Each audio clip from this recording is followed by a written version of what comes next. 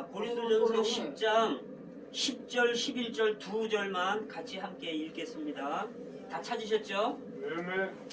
저희 중에 어떤 이들이 원망하다가 멸망시키는 자에게 멸망하였나니 너희는 저희와 같이 원망하지 말라. 저희에게 당한 이런 일이 거울이 되고 또한 말세를 만난 우리의 경계로 기록하였느니라. 아니 여기까지입니다. 저희에게 당한 이런 일이 거울이 되고 또한 말세를 만난 우리의 경계로 기록하였느니라. 구약의 이런 모든 말씀들은 우리의 거울을 위해서 기록됐고 우리의 경계를 위해서 다 기록됐다는 겁니다. 오늘 말씀의 그 제목은요, 권위와 순복인데, 우리가 이 땅에 살면서 또 하나님을 섬기면서 중요한 원칙이 하나 있어요. 근데 이것을 우리가 배우면 많은 일들이, 번거로운 일들이 없어질 수가 있어요. 근데 이런 공과를 배우지 못하면 세상 사는 데서도 불편하고 교회 생활하는 데 있어서도 많은 문제들이 일어날 수 있고 야기시킬 수가 있습니다. 하나님 나라에는 하나의 원칙이 있는데 그 원칙 중에 중요한 게 있어요. 그게 뭐냐 하면 그 중에 하나가 권위라는 겁니다. 권위. 권위가 있을 뿐만 아니라 순복이라는 게 또 있어요. 하나님은요, 그분의 어떤 계획과 뜻이 있는데 에베소서 1장 10절에서 하늘에 있는 것이나 땅에 있는 것이나 모든 것들을 다 그리스도의 머리 되심만으로 통일시키는 게 하나님의 뜻입니다. 그런데 그것을 이루기 위해서 하나님은 먼저 하셔야 될 일이 있는데, 믿는 이들, 이 교회가 먼저 하나님의 권위에 순종하고 복종할 때, 그럴 때 이 하나님의 뜻이 쉽게 이루어지는 거예요. 먼저 하나님은 사람들을, 이 교회를 먼저 하나님께 순종하고 복종하는 자들로 온전케 하고 얻어서 이 사람들로 하여금 하나님을 믿지 않는 온 열국들, 이방인들을 다 그리스도의 머리 되심 아래 굴복하게 하고 통일되게 하기를 원하십니다. 그래서 교회에 믿는 이들이 아주 중요한 겁니다. 사탄의 원칙은 반역이고 거역입니다. 그래서 사탄이 하나님께 이 땅으로 쫓겨나고 심판받은 이유가 하나님의 보호자를, 권위를 전복시키려고 했었어요. 그리고 우리 인류가 타락한 것도요, 하나님의 이 권위의 말씀이 있는데 이걸 거스리는 거예요. 그래서 선악과를 먹음으로 인류가 지금 타락돼서 이 지경에 이르는 겁니다. 그래서 이것을 회복하기 위해서 주 예수님이 오신 겁니다. 이 땅에 그분의 나라를 세우기 위해서 오셨던 거죠. 자, 그럼 본론으로 들어가겠습니다. 우리가 권위를 만나지 못한 사람은요, 하나님을 섬길 수가 없고 하나님의 일을, 이 사역을 할 수가 없어요. 왜냐하면 권위가 뭐냐 하면 이 권위가 바로 하나님이기 때문입니다. 하나님이 있으면 권위가 있는 거고 하나님이 없으면 권위가 없는 거예요. 성경에 보면 세례 요한이 여자가 낳은 자 중에서 가장 큰 자라 그랬어요.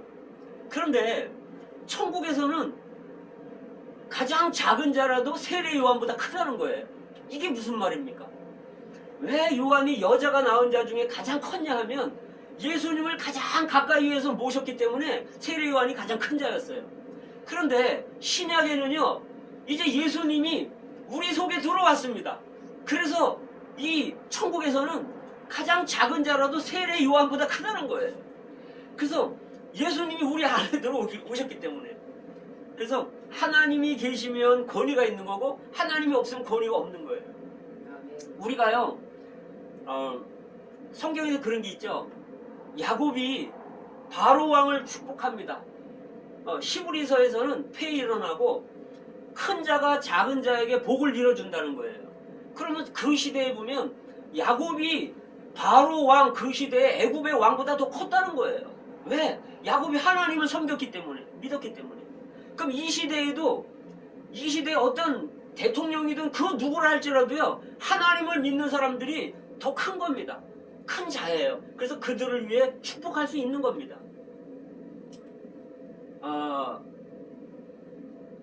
이 권위를 우리가 많이 만나봤을 거예요. 저도 권위를 굉장히 많이 만나봤거든요. 1년 선배를 거스리다가 혼도 좀 나봤고, 직장에서 이 직장 상사의 권위를 건드렸다가 직장을 그만두기도 했고요. 우리가 크고 작은 일에 권위를 많이 만났을 거예요. 사도 바울은요, 권위를 아는 사람이었어요. 그가 다메섹에서 권위를 만난 거예요. 그래서 꼬꾸라진 후에 주여 누구십니까? 누구십니까? 그러니까 나는 네가 핍박하는 예수다. 주여 내가 무엇을 하여야 하겠습니까? 그러니까 주님은 뭐라 하시냐면 내게 이를 자가 있다. 네 할 일을 이를 자가 있다. 주님은 직접 말씀하시지 않으신 거예요. 그러면서 지극히 적은 아나니아라고 하는 한 사람을 보내시는 거예요. 옛날 같으면요, 이 사울, 이 바울은요, 하여간 교회를 믿는 이들을 땅에서 아주 씨를 뽑으려고 했던 사람이잖아요, 사울이. 그런데 그 성경에서 딱 한 번 나오는 아나니아, 이 사람에게 복종하는 겁니다. 왜? 그가 하나님의 대표권인 줄 알았기 때문에 그런 거예요. 그래서 그가 시키는 대로 하는 거예요. 이제는 왜 주저하냐? 일어나서 주의 이름을 부르고 회개하고 침례를 봐서 네 죄를 씻어라. 그러니까 예, 시키는 대로 하는 거예요. 권위는 두 가지가 있어요. 직접적인 권위가 있고 대표 권위가 있는 거예요. 직접적인 권위는 하나님이고 대표 권위는 하나님의 보내심을 받은 자가 대표 권위입니다. 하나님을 대신하는 자입니다. 그래서 바울은요, 이런 권위를 배운 사람이기 때문에 세상의 권위에 대해서 로마서 13장에서 말했고요. 그 다음에 에베소서 5장 6장에서 가정에 대해서 권위를 말했고, 그 다음에 종들에 대한 6장에서 종들에 대한 그 주인의 권위를 이야기를 했습니다. 사실은 이 에베소서나 골로새서 같은 이러한 성경은요, 아주 영적인 책인데, 그럼에도 불구하고 이거 심장 같은 책에서 이렇게 권위에 대해서 할애를 하는 겁니다. 권위는요, 우리가 그 권위에 순복하는 게 있고 순종하는 게 있습니다. 순복이 있고 순종이 있어요.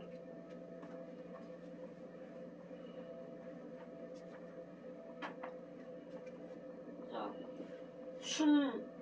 순복이 있고 순종이 있습니다. 순복은 뭐냐 하면, 순복은 요건 마음의 문제고요, 요거는 태도의 문제입니다. 요건 순복은 마음의 문제고 태도의 문제예요. 순종은 뭐냐면 이건 행위의 문제입니다. 근데 순종은요, 그러니까 이 순복은 절대적인 거예요. 이건 절대적인 거고, 순종은요, 이건 상대적인 거예요. 다시 말해서 순복은 무조건 해야 되는 거예요. 근데 순종은 할 수도 있고 안 할 수도 있어요. 예를 들면 순복이라는 건 뭐냐면, 권위에 순복한다는 건 뭐냐면 마음의 자세이기 때문에, 예를 들어 아버지나 어머니가 너 교회 가지 마 이렇게 하면, 순복이 뭔지 모르는 사람은요, 화를 내면서 아니 내가 교회 가겠다는데 아버지가 엄마가 뭐 때문에 나를 말로 하느냐 뭐 이렇게 나갈 수 있어요. 이거 태도의 문제라는 거예요. 그러나 순복을 아는 사람은, 예 아버지, 예 어머니, 죄송합니다, 용서해 주십시오. 말씀을 제가 들어야 되는데 저는 어쩔 수가 없습니다. 저는 하나님을 믿기 때문에 주일날 교회를 가야 됩니다. 이런 자세를 갖고, 이런 경외하고 아버지를 경외하고 존경하는 것은, 이것은 순복의 자세, 순복하는 거예요. 이건 절대적인 거예요. 우의 권위에 순복하는 거예요. 근데 순종은 안 할 수도 있는 거예요. 왜? 하나님의 말씀을 먼저 들어야 되지. 사람의 마음이 아무리 부모라도 사람의 말을 먼저 들을 수가 없는 거기 때문에 그러는 거죠. 그래서 이 권위와 순복이라는 게 있는데 로마서 13장에서 모든 권위는 다 하나님께로부터 왔다는 거예요. 그래서 존경할 사람들을 존경하라 그러고요. 국세를 낼 사람한테 국세를 내고 공세를 내야 될 사람한테 공세를 내라는 거예요. 그 사람들은 하나님의 사자가 돼서 이 땅의 질서를 유지하고 있다는 거예요. 그들은 하나님의 종들이라는 겁니다. 하나님이 그들로 하여금 제도를 만들게 하고 질서를 유지하게 하셨기 때문에 그들이 하나님의 사자가 돼서 그런 일들을 한다는 거예요. 그래서 세금을 내라는 겁니다. 이것이 세상에 대한 사도 바울이 권위에 대해서 말하는 겁니다. 그 다음에 이제 에베소서 5장에서는요, 가정에 대해서 말하는데, 이 가정에서는 하나님의 정하심이 있는 거예요. 아내들은 남편에게 순종해야 된다는 거예요. 왜냐하면, 남편이 아내의 머리가 되는 것이 그리스도가 교회의 머리가 되는 것과 같기 때문에 그렇다는 겁니다. 이것은 우리가 이유를 따질 수가 없어요. 이건 하나님이 정하신 겁니다. 그리고 또 아담이 아내를 위해서 지음받은 것이 아니라 아담이 먼저 지음을 받았고 아내가 아담을 위해서 지음을 받았기 때문에 아내들은 남편에게 순종해야 된다는 겁니다. 이건 하나님이 정하신 원칙이에요. 그래서 여자의 머리는 남자고 남자의 머리는 그리스도고 그리스도의 머리는 하나님이라는 겁니다. 그리고 이제 자녀들은 가정에서 부모에게 주 안에서 순종하라는 거예요. 왜냐하면 이런 권위를 모르고 권위를 이렇게 함부로 문제가 생기면 신앙생활을 하기가 어렵다는 거예요. 그래서 사도 바울이 골로새서에서도 똑같은 말을 합니다. 그 다음에 종들은 상전들에게 눈가림만 하지 말고 속이지 말고 합당히 종들은 그 주인을 섬기라는 거예요. 그래서 골로새서에서도 또 똑같은 말을 또 합니다. 아내들에 대한 이야기, 자녀들에 대한 이야기, 종들에 대한 이야기, 이렇게 중요한 영적인 편지에 이런 것들이 있는 것은 뭐냐면 권위를 알아야 된다는 겁니다. 그래서 믿지 않는 남편이라도 아내가 남편을 이렇게 경외하고 복종하고 이런 것을 볼 때 믿지 않는 남편이라도 야 하나님 믿는 것이 맞구나 이렇게 해서 남편들이 회개하고 돌이켜서 예수를 믿는다는 거예요. 그래서 이제 그 다음에 교회의 문제가 있어요. 또 이제 사회의 문제가 있고 가정의 문제가 있고 교회의 문제가 있습니다. 교회에는요 베드로전서 2장에서 말씀을 가리키는 자들, 그 다음에 성도들을 위해서 권면하고 이러는 자들에게 순복하라, 순종하라 이렇게 말하고 있습니다. 그 다음에 젊은 자들은 장로들에게 순종하라 이런 말씀이 있어요. 여기에서의 순종은 뭐냐면, 순복은 뭐냐면 나이가 젊은 사람들은 연장한 분들을 이게 복종하라는 거예요. 이것은 이제 연령의 나이의 문제예요. 근데 교회 안에서 고린도전서 15장 16절에는 어떤 말씀이 있냐면 아가야 지방에 먼저 구원받은 사람이 있다는 거예요. 이 사람이 성도들을 위해서 모든 섬기기를 작정했다는 거예요. 그래서 이 사람에게 제일 먼저 아가야에서 구원받은 이 사람에게 복종하라는 거예요. 그리고 순종하라는 거예요. 그래서 교회에도 질서가 있는 거죠. 그래서 하나님 나라는 그렇게 간단하지가 않습니다. 그래서 이 하나님을 섬기고자 하는 사람들은 반드시 이 권위가 뭔지 순종이 뭔지를 알아야만 하나님에 대해서 하나님을 바로 섬길 수가 있습니다. 예를 들면 이렇습니다. 창세기 9장에 보면 노아가 그 노아의 8식구가 심판을 받은 후에 이제 방주에서 구원받았잖아요. 인류들은 홍수로 심판받았지만 방주에서 나온 후에 이제 노아는 하나님의 권위요, 하나님의 대표자요, 지도자였어요. 그 시대에. 그런데 농사가 너무 잘 돼갖고 포도를 심었는데 농사가 너무 잘 돼가지고 포도주를 마시고 취해버렸어요. 그래가지고 옷을 다 벗고 자는 거예요. 근데 둘째 아들 함이 그 모습을 본 거예요. 그러면 근데 그 셈과 야벳은 큰아들, 셋째 아들은요 이 이야기를 함한테 듣고서 어떻게 했냐면 옷을 어깨에 메고 뒷걸음질 쳐서 아버지의 그런 것을 보지 않으려고 고개를 돌리지 않고 덮어주고 나왔습니다.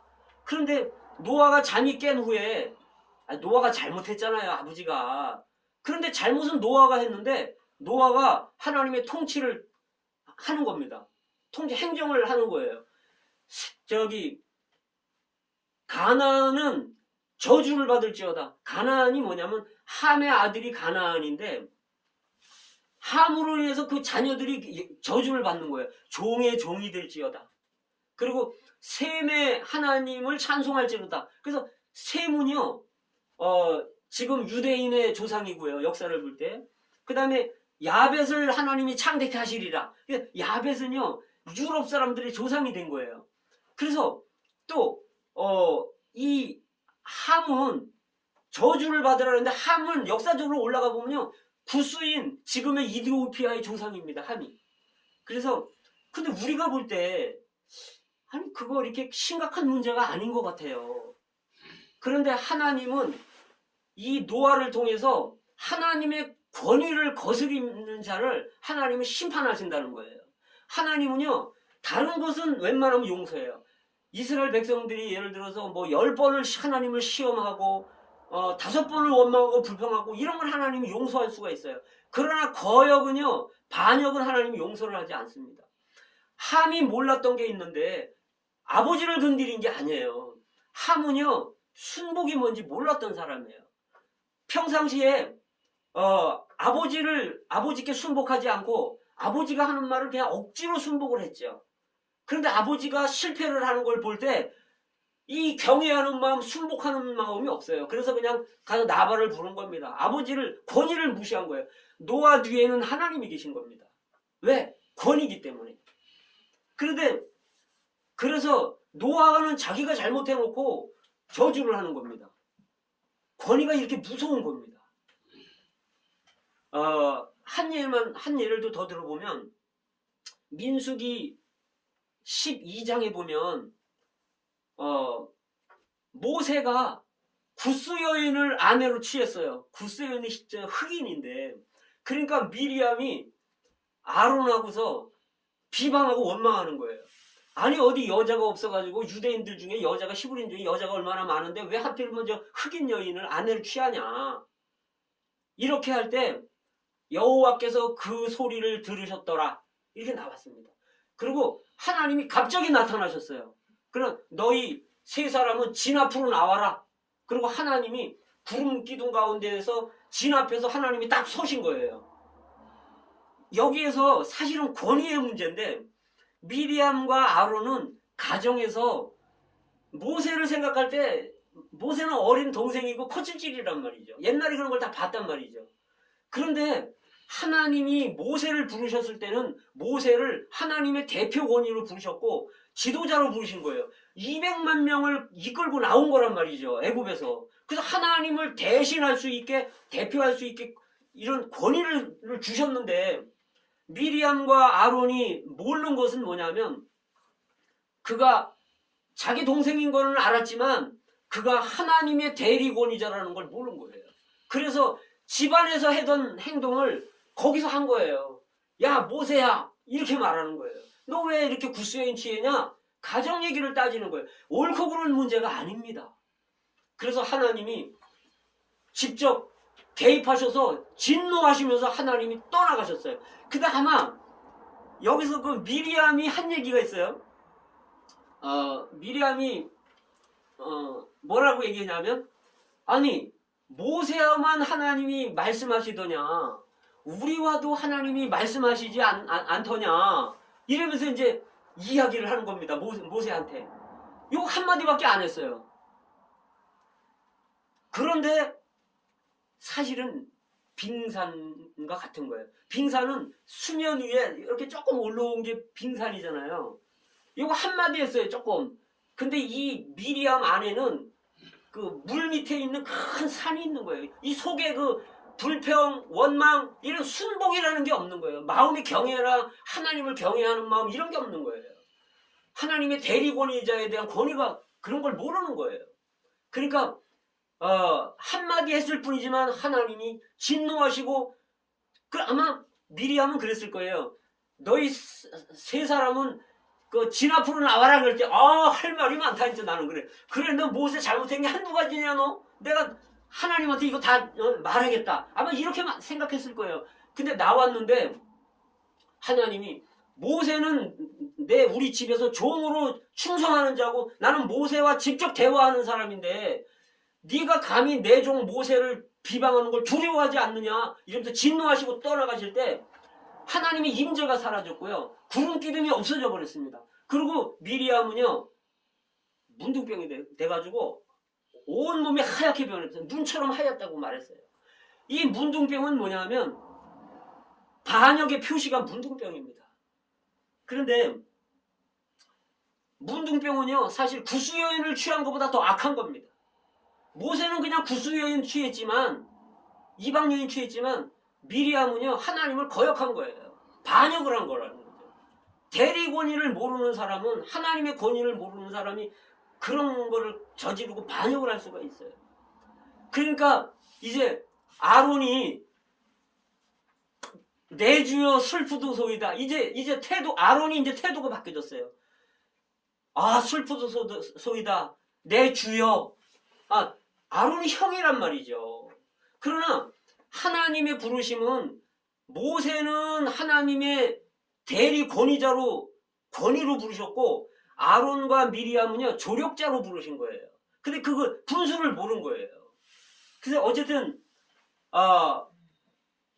아론이 모세한테 부탁하는 거예요. 내 주여, 죽어서 썩어서 태어난 것 같은 저런 문둥병이 생긴 미리암을 고쳐주세요. 하나님께 기도해서 좀 고쳐주세요. 그러니까 기도하는 거예요. 부르짖으면서 모세가, 하나님, 저 미리암 좀 고쳐주세요.